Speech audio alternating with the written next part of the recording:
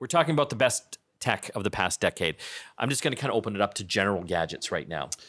So I struggled with this for a while. Probably the most life-changing gadget in my world over the last decade has been 3D printing or 3D printers. Oh, for sure. For you, absolutely. Yeah, I mean, I started into this as a hobby about 2010-ish, and I was really lucky. I turned my hobby into something I did professionally. I wrote a book about 3D printing. I toured the world and talked about 3D printing. It's something that I kind of use all the time though. Like, and we talk about this often in the office, like, oh, we need a special camera mount for something for the TV show or for the new studio we're building or those kinds of things. Like, oh, I can 3D print that. And he can. Yeah. I needed a cover for my lock. I can 3D print that. Yeah. It's amazing. Yeah. And we haven't even really seen its height yet.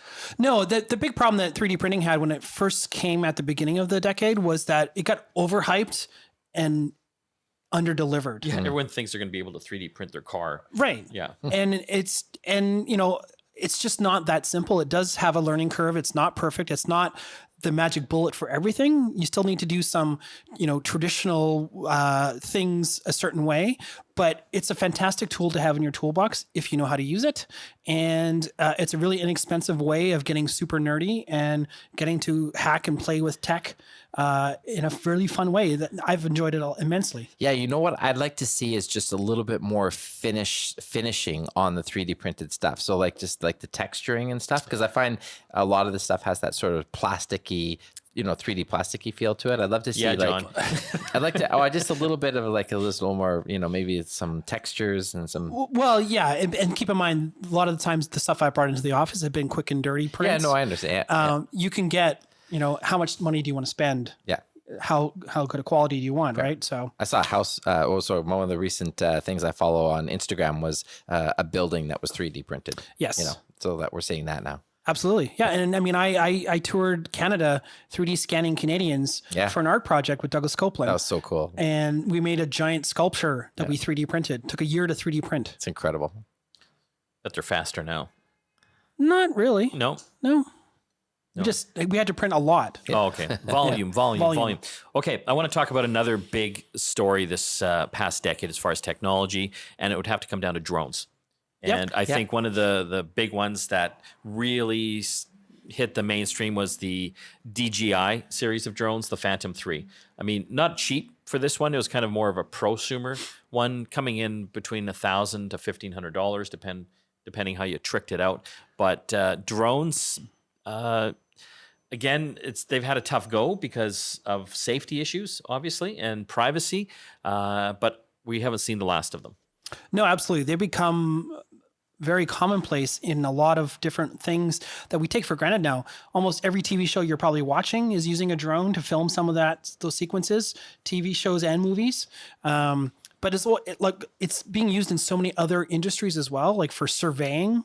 When they need to put up a new cell tower somewhere, they use a drone to measure the distances for line of sight. When I need to see what my neighbors are doing. Just I'm kidding, neighbors. I'm kidding. But yeah, there's been so many rules and restrictions come down hard on these things now. And it's difficult to fly them in many places. Well, the thing is, I know this because I have been certified to do this. You just have to take some tests. You have to read some things, and it's like really a driver's license, right? It boils down to common sense. Obviously, we can't be flying drones down Granville Street during the workday, but you can get a permit to do that if you really want to. So it is possible. But there's actually lots of places outside of the downtown areas too where you can fly them and have a lot of fun with them.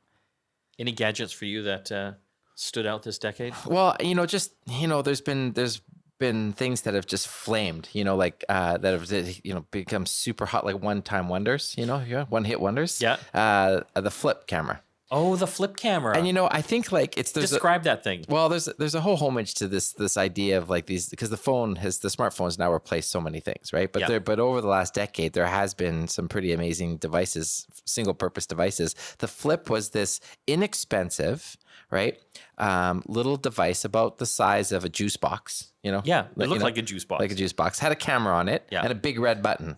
Yeah. You know, a camera and a big red button. You couldn't get simpler. You couldn't get simpler. You hit the big red button and you basically take your video and you get little snippets. And then what was really cool about it was that it had a little flip out USB connector. So it was really easy to take that flip. Everything was in that one device. Right in that one device. So you could just Shoot, get that video, plug it in. yeah, and download it right onto your computer right away, and you could instantly have access to those videos. So it was like super simple, took great video, and it did so well. Like it to the point where I thought there's no way this can sustain this level. You know, as we started to see things like the GoPro come out. Cisco bought them actually. Yeah, they bought them for hundreds of millions of dollars, and I think within a year, wrote them off. Like Pretty much. They shut it down and wrote them off. Well, that was right around the time that smartphones were really picking up steam. Yeah. And even point and shoot cameras were able to shoot high definition video too. Yes. One more shout out, the Raspberry Pi hobby computer, designed and made to get a computer into the hands of any school child, affordable, a $25 computer board that you could add all sorts of different add-ons to. So what's the most popular thing people are doing with it? They're playing retro video games Yes. and home theater PC stuff with it. Totally. Love it.